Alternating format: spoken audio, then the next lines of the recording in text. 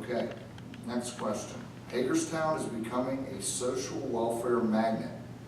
Frederick has 1/3 more residents than us here in Hagerstown, yet we have 4 times more public housing units, more than twice as many SNAP recipients, and 1/3 more Section 8 recipients. How would you reverse this trend? You know, in Washington County, there's more than 600 nonprofits. More than 50 of those, more than 50, provide these types of social services right in the 10-block area of downtown. If anybody has read anything about me over the last couple of years, you know that I am front and center on this issue and its the damaging effect that it has on our ability to create and maintain stable neighborhoods. We're losing home ownership to this issue. We're seeing folks move out of neighborhoods that I grew up in that I felt were stable because of this proliferation of this very issue. And you know, those numbers didn't occur overnight. They've occurred over time, and the number of entities and organizations have grown over time. And to look to the local government, the city level government, and say, how are you going to address entities that are clearly and definitively protected by state and federal law is a little difficult. You know, I had this conversation with the Hagerstown Mayoral about 2 years ago when I started on this issue, and you know, they said, how are you going to fix this city? And I'm thinking to myself, you have boards, most folks of which meet once a month, who are told by directors that things are great, so they get more money, who have employees that want to keep those positions, that see things that they're not going to disclose. We have to have that conversation with all of these social agencies, which is part of what the Housing Summit was intended to begin, in order to effectuate a change among those organizations that are providing these services. Thank you. Bob? I'm going to back up real quick to something that Kristen said in his last response, and about the Patterson and about the building down beside City Hall. There is a difference here. The Patterson, the $250,000 was taxpayer dollars, real taxpayer dollars out of the general fund, and the money used on the building down below City Hall was CD money, community legacy money, things like that. Now, when you talk about not being a developer, and well, he's a little wrong on that, because of the property is 64 East Franklin Street that the city is rehabbing for single-family home ownership to the tune of $294,000 total. $30,000 for the purchase price, $264,000 for the rehab. So that is, you know, them being a developer. But in the answer to this question, one of the things that we need in this community, unfortunately, that we don't have, are jobs. You know, we have a skilled workforce, and it really burns me when people say that we don't have a skilled workforce or an educated workforce, because we actually do. The problem is the educated people who work leave Washington County to go to Gaithersburg or Northern Virginia or wherever. We need to bring those people here to stay here, to work here, which means we need to be focused on economic development that brings high-paying, high-tech, biotech jobs, which is what Mount Etna Farm will do for us. So there is a problem. We have to address the problem, and we have to look at it in segments. It's a big elephant. You can't eat it all in one bite, but we'll have to work on it in segments. One of those first kind of segments is jobs.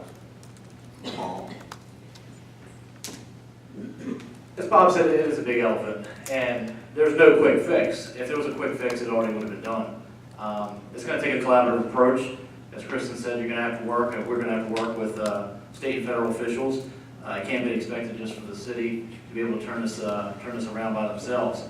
Part of that is you know, we have a great community here. We may have enabled this situation a little bit because we're such an open and welcoming and giving community. That being said, I have no problem helping somebody out, but let's give them a hand up. Let's not give them a hand out. And let's do what we can to bring further development to town, because as Bob said, we need jobs. And as we continue to grow and develop it and bring jobs, that will increase the residents of our town. You know, there's the gigabyte system that's coming out with Antietam Cable, which is huge. The sad thing is you don't hear enough about it. I'm sure behind, meetings and doors and stuff is discussed, but we should be promoting that from the mountaintop. We need to get more out of our economic development office. And all these things together are gonna help resolve this situation. It's not gonna happen overnight. There's gonna be tough decisions that are gonna have to be made. But together, collaboratively, we can get through this. Thank you. Dave, Mayor. Thank you. This administration has looked at this particular issue of the nature of these social services, how many we have. We have collected more data and had more public meetings discussing this issue, I think, than has ever happened before. And I think it's important to understand that data so we can make data-driven decisions. Some of what we have working against us, obviously the 3 state prisons, I think everyone's familiar with that, Kristen is right. We often do not have any control over where these programs and people are placed. Short of building a wall on South Mountain, I think we have to continue to work with partners in the community to understand what kinds of programs and services they're providing. Bob is right, we have to keep working on jobs, but we don't need to have them even at Mount Etna Farms, which won't be developed for at least a half a decade or more away. We have a gigabit city downtown now that will hopefully attract those high-paying, high-skilled jobs. One of the other things that I think has hurt us over time, and comparisons are often made to Frederick, we of course had much more of an urban core to redevelop than Frederick did, and Frederick had an annexation policy in the last half of the 20th century that allowed them to incorporate areas of the city that were receiving water and sewer. Hagerstown had no such policy, so I would argue that on paper we would look very similar to Frederick if we would have incorporated those areas that are now served by city water and sewer. Emma. So I do think, as always, we need to focus on schools because the higher education we have, the stronger workforce we have. But on the opposite side of that, when you have a strong school system, you also encourage people to buy homes in your area. And we desperately need more home ownership. I think if we focus on business growth and bringing jobs into Hagerstown, then obviously we get people off of welfare, off of low-income jobs and into better, higher-paying jobs, which we also desperately need. So we need to put a strong focus on that. And by encouraging home ownership, we do have a lot of low income and welfare in Hagerstown, and there are people that are using that to their advantage. They're flipping houses at a very, very low cost and just putting more houses available for Section 8. So people are taking advantage of the situation that we're in. So by us as city officials and by the city of Hagerstown encouraging home ownership, we can help offset that, which I think will help solve the problem. Don. Thank you. I think the problem downtown, having all these vacant buildings, people coming in, and they go to downtown Don, can you because hold the the mic rents are so closer? low. Sorry. And the buildings don't have heat and insulation, so the poor folk go there into those buildings. And we have people coming in from Baltimore. We have people coming in that their spouses are in the prison system, and they come here to get help and stay until their spouse is out of the system, and then sometimes they continue to stay, and sometimes they leave. You have people coming in from Pennsylvania, all those places that I talked about, and that's what you have to do something about that. I don't know exactly what the answer is, but I would think if Baltimore is sending their people up here to use our social programs, that they should help pay for the people that are coming up here. I don't know if you can do that, but we need to take care of our own people here in Hagerstown. And all these other people coming in, they're causing problems. So something has to be done about that. And I think people have to work, social services, the elected officials, they all have to come together and look at the problem, and maybe we can come up with some answers for that. Thank you. Lou? Thank you. Growing up in Hagerstown, we were the second largest city in the state, and Frederick was just a small town at the time. Excuse me. I think the reality on the demographics are that Frederick is literally twice the population of Hagerstown, and Frederick is literally twice the median income of Hagerstown, with a similar advancement in education. While the mayor has a point about annexation, the reality is Frederick has just become Montgomery County West. It is a bunch of people who work for the government down in the DC area. That's what Frederick is. Hagerstown is who we are. To specifically answer the question, Kristen did a great job of it. This isn't the first administration that's tried to deal with this. People bring up Section 8 all the time. We have no control over Section 8 housing. Federal law would not allow us to put any limits on Section 8 housing. We can't do it if we wanted to. When it comes to mental health facilities in our community, state law prohibits us from outlawing them. We tried to make a move and immediately got sued. So these are real issues. But bringing up issues and acting like there's a simple solution is a different story. It's a very difficult thing, and all the public housing in this community generally was brought into the community in the 1970s. We have no ability to get rid of public housing in downtown.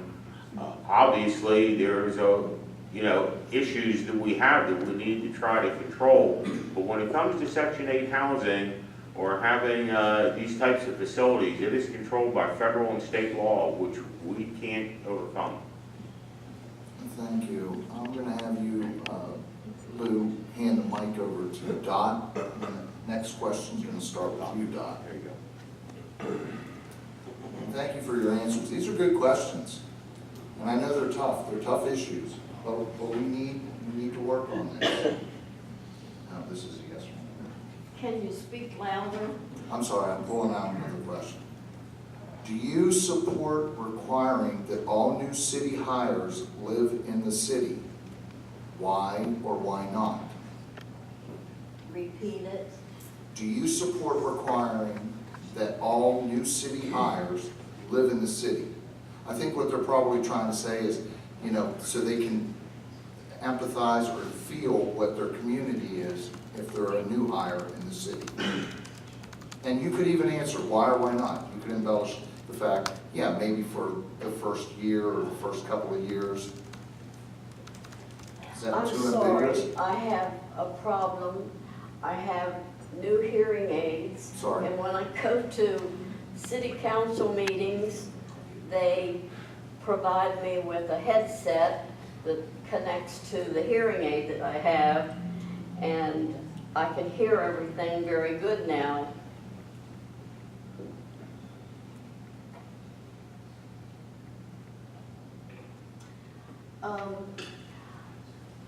I think when the city is hiring people, that they should live in the city if they want to work for the city. I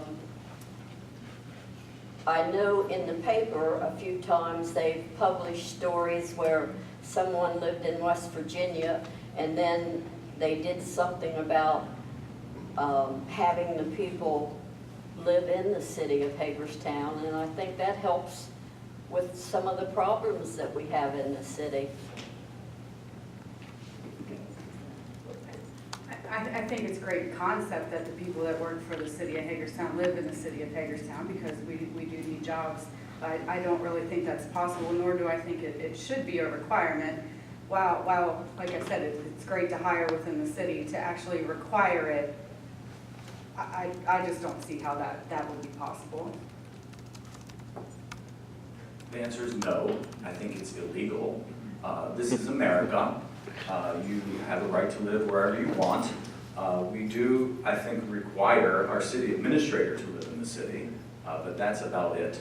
I think there are laws, employment laws, that prevent employers from making such kind of requirements. Oh, hold on. Look, take my time back. I did want to mention, though, we do have residency initiatives for city employees, and we would hope that more of them would take advantage of it. We do think it's a great place to live, work, and play. Remember, these are community questions, and that might have been their intention. I don't know. I think David pretty much answered there. I think there's a legality question involved here, if that's even possible. That being said, though, I think it's okay to give incentives for hires to live within the city. For example, we're suffering from a retention issue with the city police department. Perhaps we could come up with a program of a tax abatement program of some sort with some of the officers to encourage them to stay on longer than the average time that they currently are. Likewise, with the developers, if we give incentives to them to hire from within, there are ways to provide these incentives, and a requirement there just won't work. However, I would support incentives to promote growth within our town. Thank you. I will tell you for a fact that it is illegal. There is a labor law, and you can't dictate people where they should live at if you hire them as an employee. Now, you can if you have, and of course, we looked into this 15 years ago, and it's about contractual employees, kind of like our city administrator, department heads, things of that nature. But you can't, there is a labor law that says you cannot do that, so it is illegal to do that. Having said that, I will tell you that there is, as David mentioned, residency initiatives, and we actually put them in place during my administration between 2009 and 2012 for city employees to be able to, and it wasn't just city employees, it was also nurses, teachers, police officers, people like that. So there are initiatives for that. I can just see that negotiation with the unions right now. I will give you a statistic. I think the last time I checked, approximately 72 to 78% of employees for the city of Hagerstown live outside of the city. If that were a rule, I guess I'd be at a forum in Myersville right now instead of Hagerstown, since I work with that municipality. But as folks have said, it is not legally applicable, except for in specific, I believe, contractual circumstances for certain types of contractual employees. Other than that, we have the incentive programs, as folks have mentioned, and we've actually continued to improve those for folks. And I think at the end of the day, though, and I'll use this one item, part of this investment or incentive process, when we looked at a couple of years ago for the commercial, we included about $250,000 for the residential component as well, one of which was if you identified a home that was vacant for the last 12 months, and everybody's seen these types of homes in these neighborhoods, and it was vacant for 12 months, the city provides an incentive of up to $8,000 toward down payment or corrective action to the home to make it habitable.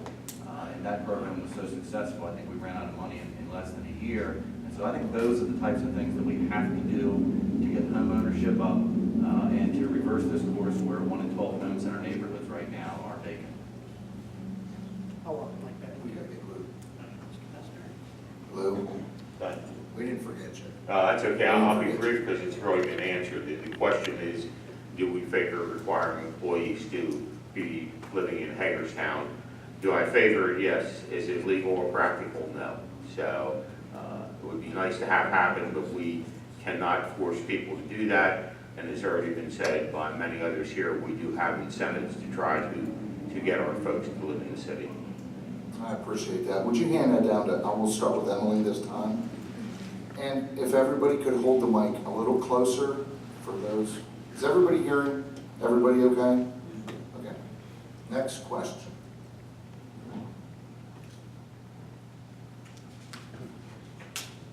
And again, this is from our community. So a lot of people aren't aware of the laws and the legalities. And what is your opinion of the relationship between city and county governments, and what would you do to improve it?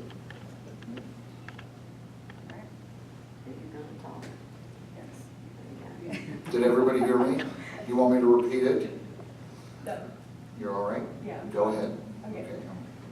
Well, there has been a lot of talk about how much the relationship between city and county has improved, especially over the last several months. So obviously I would encourage that. We have to work together in order to make progress.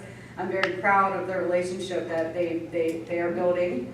And I would like to continue that conversation between the two of us. We don't we can't be butting heads and make progress. So as someone coming into it, I certainly am open to building relationships with everyone in the county commissioners, the other local government officials, and am excited to be working with them and continue that relationship building. Okay, Mayor. Dave. Oh, you want to go, are we going this Oh, way? you going next? Sorry. No, that's fine. I think the city and county wasn't getting along very well, but the past 6 months or so, it seems like they've taken more of an interest in Hagerstown. And with this plan that they have, working downtown with education and the Maryland Theater, and working with the city, you know something has happened. And I think the city council needs to have meetings with the county commissioners, maybe taking them to breakfast or taking them to lunch to build relationships. But I think right now, everything looks fine with the county commissioners. David? I guess we'll go that. Just keep going this way. Change it, reverse. I still remember when I was first on council, watching Ron Bowers and Steve Seger literally screaming at each other during joint meetings of the city council and county commissioners.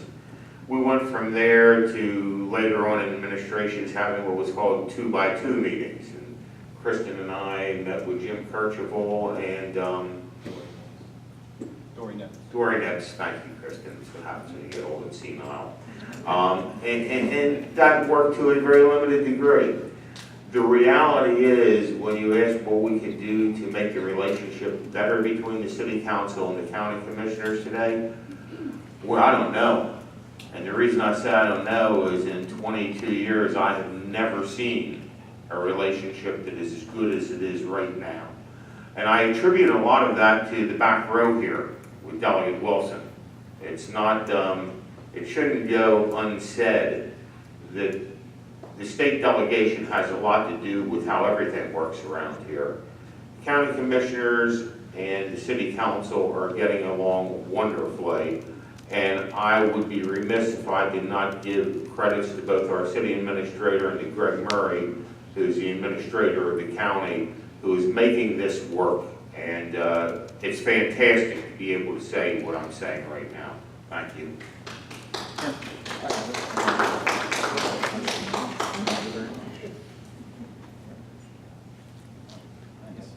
Back to me. Well, I do think things have improved over time, and you know, I think about 10 years ago when I first moved back to Hagerstown and bought my house. Who would have ever thought the mayor and council would be the most boring public board in the area? So, you know, I think we've accomplished a lot, but I think we've tried to keep the entertainment value down on our public meetings. But I think we have worked effectively with the county commissioners over the years. I agree with Councilmember Metzner that our city administrator and our county administrator are a primary driver of that, and it's good, and I would encourage them both to continue to foster those relationships. And I appreciate County Administrator Greg Murray's leadership in helping to shepherd this major urban improvement project as it moves forward. We've come together on various things, whether it's applying for certain grants that we can do projects of mutual interest, the CRIS legislation that not only would benefit the city but also benefit the county. You know, I think everybody has finally comes to understand that as Hagerstown goes, Washington County goes. So I do think, for whatever reason, there has been a renewed interest in seeing Hagerstown be successful. You know, I would be interested in 2+2. You know, it's a different form of government. They have 5 executives and 5 legislators in the Board of County Commissioners, which is different than our form of government too. So, you know, I don't think that getting along is always necessarily free of conflict, but I think when we have conflict, we have to come together and talk about it and resolve whatever issues we have. Thank you. Well, I think it's been pretty clear from the mayor's response and Councilman Metzner that the relationships have improved. And that's great because, as David said, as Washington County succeeds, excuse me, as Hagerstown succeeds, Washington County will succeed. Going forward, I'd like to see those relationships continue to grow. As far as the previous meetings, the 2+2 meetings, I think that would be okay to implement something going forward as far as whether it be a quarterly or annual meeting between the two governments, just to check in, bounce ideas off each other, things like that. Again, with relationships improving, it's a testament to not only the current administration, the delegates, everyone involved. So what it really comes down to is taking a collaborative approach. So going forward, we can continue this approach, and so that the city and the county can succeed together. I want to take a small issue with something that Councilmember Messner said. There was a virtual love fest from 1997 to almost April or March of 2001 between the city and the county. The reason why that love fest ended, of course, was because the city of Hagerstown and the county were talking about transferring sewer flow to the county plant. And the legislation that they wanted passed was that the city shall transfer that flow. And we held it that we wanted the language to say the city may transfer that flow. And there's a reason for that. Because if we would have passed, if legislation would have passed that would have said the city shall, then the city could never have the annexation policy that David spoke of earlier that we put in place back in 2003 that focused on water and sewer. So yeah, we had some great years through all the administrations actually. And this one was a little bit of a rough start, I understand, but they have come around, and the city and the county are working closely together on this project in downtown with the University of Maryland and the Barberman School for the Arts and the Maryland Theater, which I think is fantastic. So I look forward to continuing that relationship and building upon that come November. Thank you. You know, about a week before I left as county commissioner, I sent an email to the county employees basically thanking the ability to serve the 4 short years I had with them and their time and dedication. One of the things I wanted to convey in that email was the fact that elected bodies come and go, elected officials come and go. Your direction's only as constant as the next election, and it was really the employees that make things sort of steadfast and keep the train moving along. And I think back to the flow transfer agreement days, I'll never get back. And you couldn't even get our planning director for the city, Rick Couts, and the planning director for the county, Bob Arch, in the same room together. I think that was a reflection of employees just not speaking from the same page. And so about 3 years ago, we met in the same room with the Greater Hagerstown Committee, and they invited some city and county folks in. And I basically conveyed to them the same thing I would convey to you, is, you know, different groups come to the city and the county and the state delegation and the Board of Education nonstop and say, this is the #1 priority, this is the #1 priority. And as elected bodies, we were guessing all the time which organization really held the #1 priority. We just couldn't pick a theme. And I speak to that issue as I do to downtown, that we needed to pick a theme for downtown and go with it. And the theme that seemed to stick with the most people was education. In the last 10 years, we've spent more than $60 million of public funds in educational advancement, educational opportunity in downtown, and so we picked that theme, we came together as groups, and that's why we're getting along, is because we're speaking from the same page, because we picked something and moved with it. The last item I'll say is I participated at a forum in Frederick County for about 1.5 years for a Synergies Committee, and they identified among those parties about $19 million in savings. That's something I'd like to see our respective bodies do. Okay, hold on to the mic.